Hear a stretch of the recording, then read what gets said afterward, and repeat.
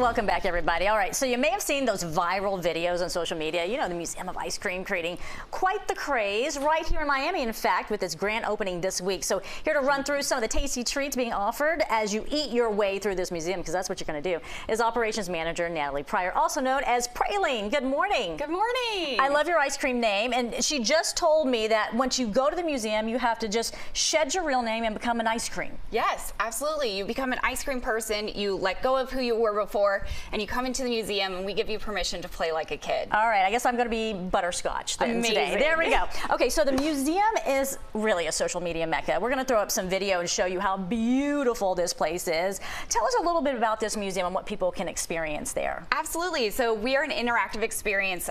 We have so many amazing treats, incredible things to do, and including some of these treats here. Yeah, I mean, I was looking at, you have a sprinkle pool. Is that what one of the rooms are? Yes, absolutely. So we have a sprinkle pool that you can dive into.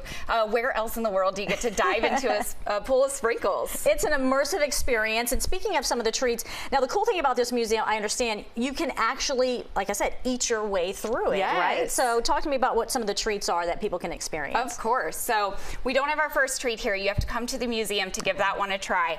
But we do have some incredible treats over here. Our first one is going to be our cream liner, Dreamsicle.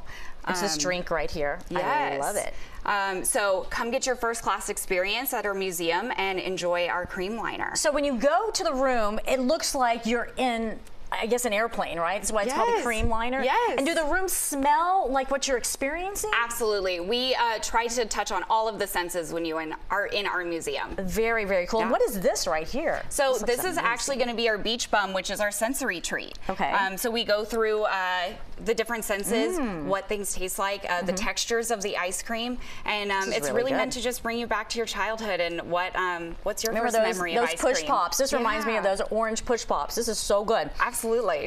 And I guess this is what your sprinkle pool looks like there at the museum? Yeah, so this is our Sprinkle Pool Sunday. A perfect example of our sprinkle pool. You get to dive on right into the pool and enjoy some sprinkles, And then, of course, it is Florida, so you can't miss the key lime pies, right? Of course. So over here we have our key lime tart. We have partnered with Azúcar, one of the local businesses here. Yeah, I love that. Got some local aspects to this.